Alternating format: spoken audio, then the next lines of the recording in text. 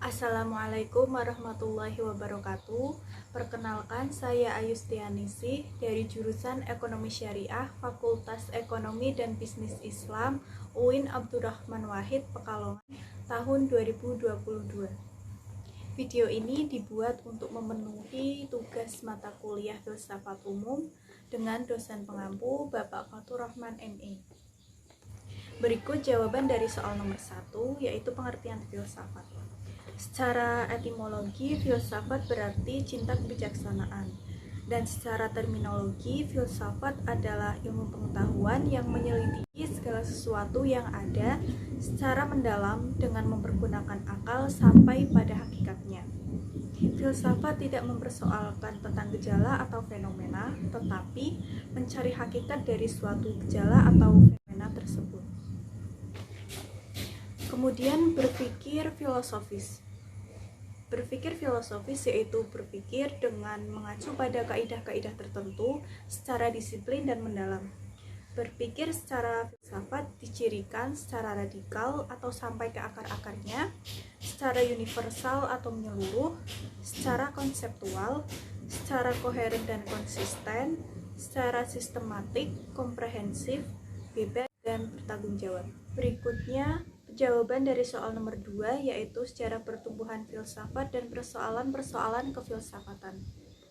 Pemikiran filsafat timbul pada era klasik atau zaman kuno sejak 500 tahun sebelum Masehi yang tersebar di berbagai belahan bumi seperti Jazirah Timur, yaitu Cina dan India, Jazirah Timur Tengah dan Persia, yaitu Mesir, Arab, Suriah, dan Irak, Jazirah Eropa dan Mediterania, yaitu Romawi dan Yunani. Orang India, Mesir, dan Irak telah mengembangkan peradaban yang lebih maju dan tinggi dari Yunani. Perkembangan filsafat di Cina sudah dimulai sejak zaman Konfusius sekitar abad ke-6 sebelum Masehi. Sedangkan di India berkembang dalam 4 tahap, yaitu tahun 600 sebelum Masehi sampai 100 Masehi.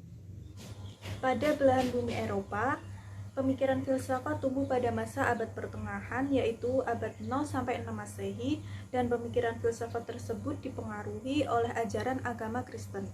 Filsafat Eropa mulai berkembang pada abad ke-6 Masehi hingga abad ke-13 Masehi yang ditandai oleh berdirinya universitas dan ordo. Filsafat Islam pertama kali lahir setelah muncul sejumlah ahli pikir Islam dan berlangsung antara tahun 850 sampai 1100 Masehi. Selama 5 abad, filsafat Islam mengalami kejayaan. Namun pasca jatuhnya kerajaan Islam di Granada, Spanyol, tahun 1491, filsafat Islam diambil alih oleh filsafat Yunani. Sedangkan filsafat modern lahir setelah munculnya Renaissance dan Humanisme yang dipelopori oleh para filsuf. Kemudian memasuki abad ke-19 muncul perpecahan pada pemikiran filsafat yang mendorong munculnya beragam jenis filsafat seperti filsafat Amerika, filsafat Prancis, filsafat Jerman, dan lainnya. Kemudian persoalan-persoalan filsafat yang utama yaitu ada 3 jenis.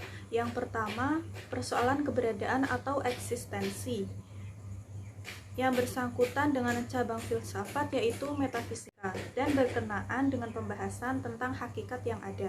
Kemudian yang kedua, persoalan pengetahuan atau kebenaran. Dari segi isinya berkaitan dengan cabang filsafat yaitu epistemologi. Adapun dari segi bentuknya bersangkutan dengan cabang filsafat yaitu logika. Yang ketiga, persoalan nilai-nilai berkaitan dengan aksiologi. Nilai-nilai dibedakan menjadi 2, yaitu nilai kebaikan tingkah laku dan nilai keindahan. Nilai kebaikan tingkah laku bersangkutan dengan cabang filsafat yaitu etika, sedangkan nilai keindahan bersangkutan dengan cabang filsafat yaitu estetika. Kemudian jawaban dari soal nomor 3 yaitu cabang-cabang dan metode filsafat.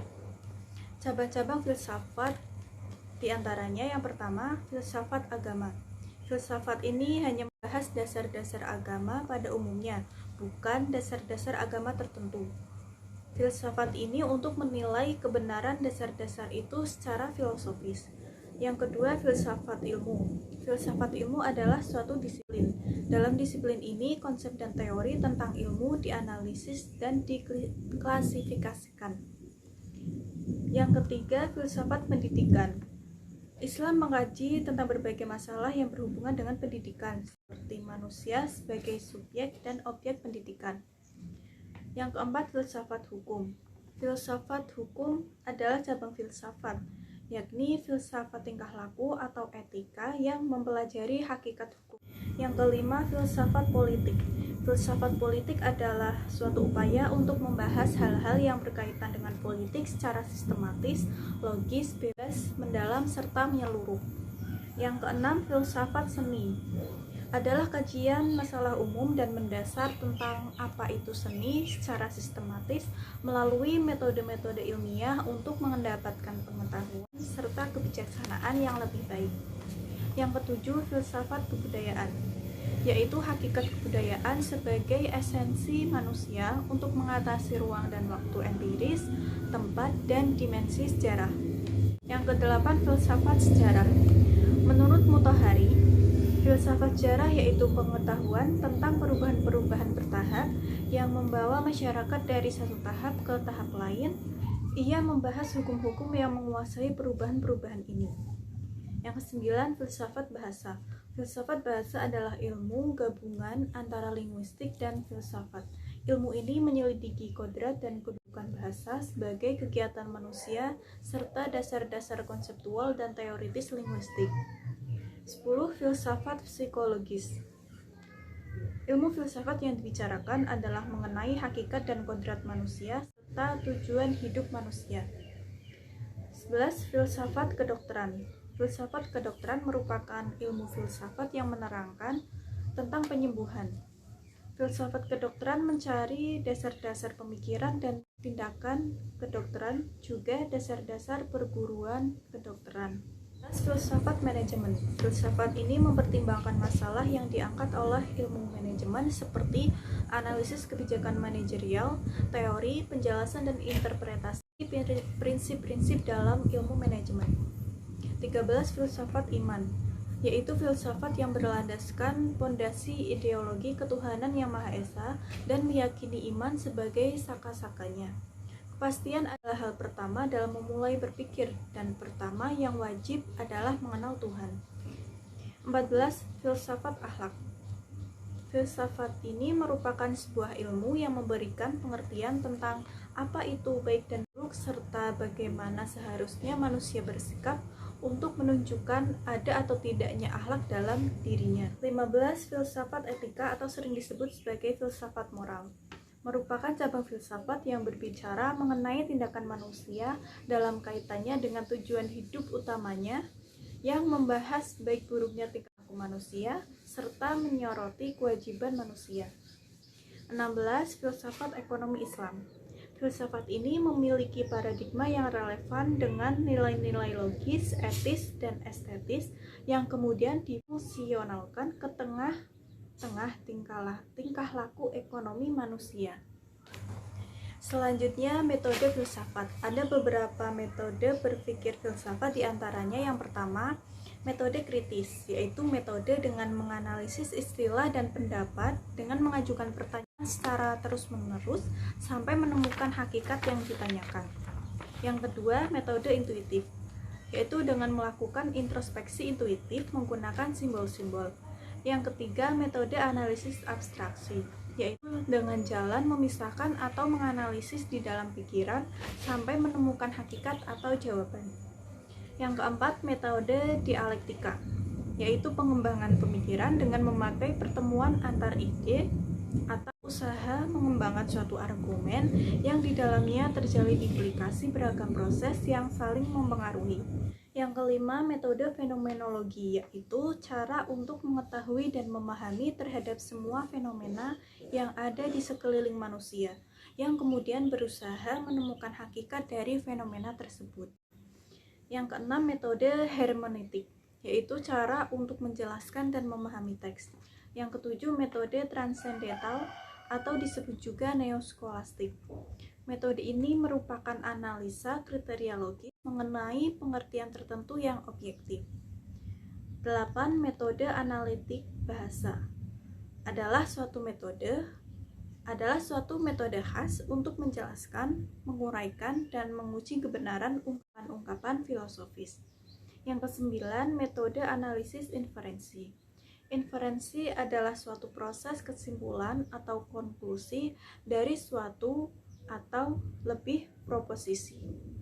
Kemudian yang terakhir, metode logika.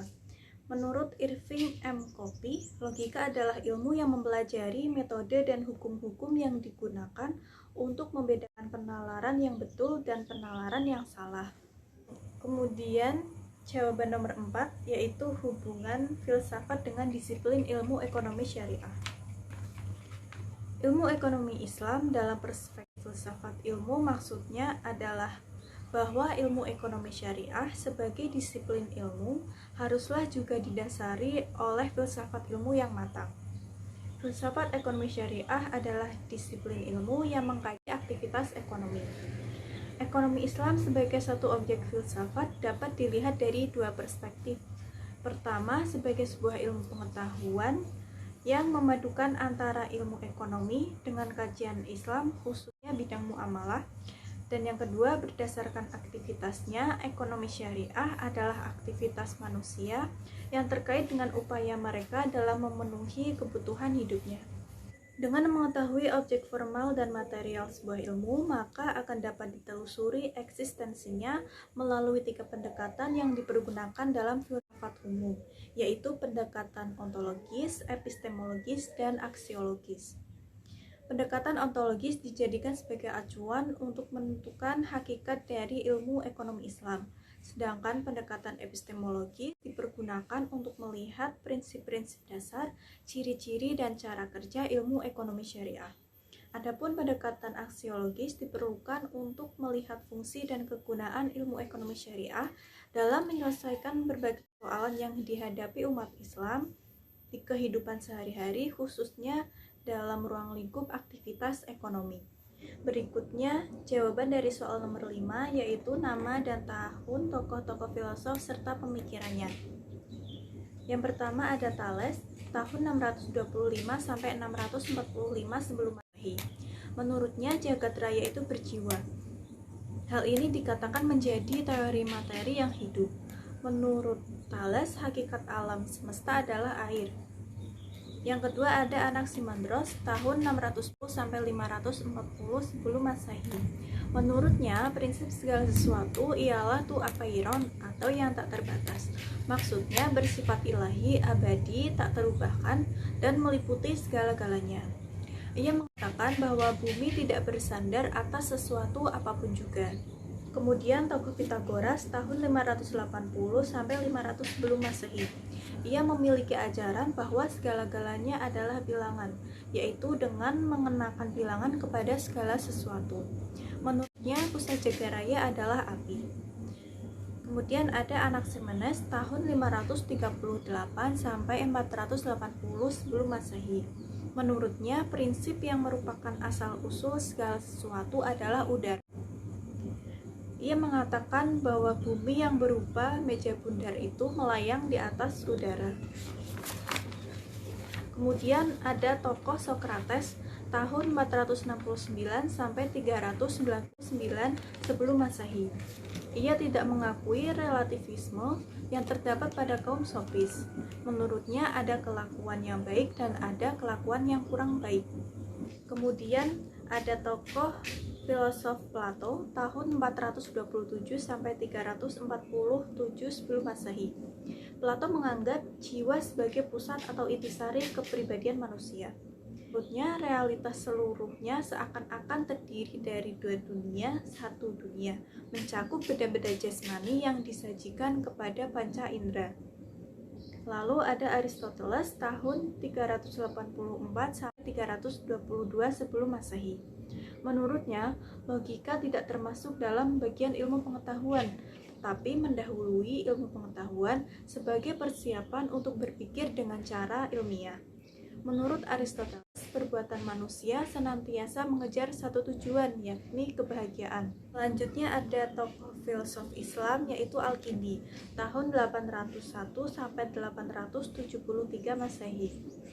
Menurutnya ada keselarasan antara filsafat dan agama yang didasarkan pada alasan bahwa ilmu agama merupakan bagian dari filsafat, serta antara wahyu dan kebenaran filsafat itu saling bersesuaian. Al-Kindi menjelaskan bahwa Tuhan adalah yang benar. Ia juga tak dapat disifati dengan ciri-ciri yang ada. Selanjutnya ada tokoh Al-Razi, tahun 865 Masehi. Al-Razi menentang kenabian, wahyu, dan kecenderungan berpikir irasional. Filsafat Al-Razi terutama diwarnai oleh doktrinnya tentang 5 kekekalan, yaitu Tuhan, ruh universal, materi pertama, ruang mutlak, dan waktu mutlak. Kemudian ada tokoh filosof Al-Farabi tahun 870 sampai 950 Masehi. Menurutnya, logika dapat memberikan pemikiran besar dan mengarahkan manusia secara langsung kepada kebenaran dan menjauhkan dari kesalahan-kesalahan. Menurut Al-Farabi, jiwa itu bersifat rohani, bukan materi, dan terwujud setelah adanya badan, serta jiwa tidak berpindah-pindah dari suatu badan ke badan yang lain. Kemudian ada tokoh Ibnu Miskawayh tahun 932 sampai 1030 Masehi. Menurutnya sifat-sifat dasar Tuhan ialah esa, abadi, dan non-materi. Ia mengemukakan bahwa kebajikan itu merupakan suatu bayangan dari keesaan Tuhan. Selanjutnya Ibnu Sina tahun 980 Masehi sampai 1036 Masehi. Menurutnya Tuhan memiliki esensi lain.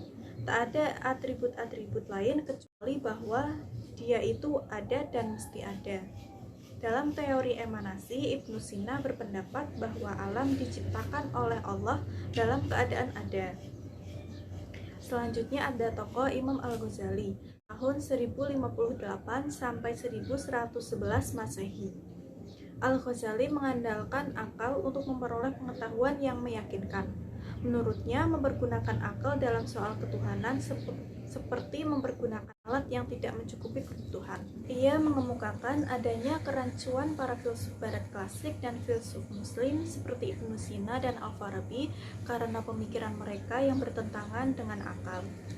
Selanjutnya ada tokoh Ibnu Bajjah pada tahun 1085 sampai 1138 Masehi. Menurut Ibnu Bajjah, materi dapat bereksistensi tanpa harus ada bentuk. Ia juga berpendapat bahwa pengetahuan yang benar dapat diperoleh lewat akal. Ia membagi tindakan menjadi tindakan hewani dan manusiawi. Selanjutnya ada Ibnu Tufail tahun 1110 sampai 1185 Masehi. Ibnu Tufail tidak menerima baik pandangan mengenai kekekalan maupun penciptaan sementara dunia ini. Menurutnya filsafat itu bersifat immaterial. Kemudian ada tokoh Ibnu Rusyid tahun 1126 sampai 1198 Masehi. Ia mempertahankan falsafah dan menegaskan bahwa falsafah tidak bertentangan dengan agama. Menurutnya Tuhan yang ada itu bersifat wujud. Ia adalah penggerak bagi segenap alam ini. Yang selanjutnya ada tokoh filsuf barat masa kontemporer yaitu Francis Bacon tahun 1210 sampai 1292 Masehi. Menurutnya pengalamanlah sumber pengetahuan yang sejati. Dia berpendapat bahwa orang yang masih mempergunakan agama merupakan hal keliru dan khayal. Yang selanjutnya ada tokoh René Descartes tahun 1596 sampai 1650. Descartes sangat mendaulatkan rasio sehingga sering mengabaikan pengetahuan indera karena dianggap indera itu kerap kali dapat menyesatkan manusia. Menurutnya manusia adalah makhluk dengan dua substansi yang tidak terpisahkan, yakni tubuh dan jiwa. Selanjutnya ada tokoh Auguste Comte tahun 1798 sampai 1857. Ia adalah pelopor dari pikiran positivisme. Ia membatasi pengetahuan pada bidang-bidang gejala saja. Kemudian tokoh filosofi yang terakhir ada John Dewey tahun 1859 sampai 1952. Ia mengemukakan bahwa kebenaran tidaklah berarti tidak dapat diganggu-gugat, sebab dalam prakteknya memiliki nilai fungsional yang tetap. Menurutnya, segala yang dianggap benar pada dasarnya dapat berubah. Demikian jawaban dari tugas mata kuliah filsafat umum. Apabila ada kekurangan mohon dimaafkan. Terima kasih. Wassalamualaikum warahmatullahi wabarakatuh.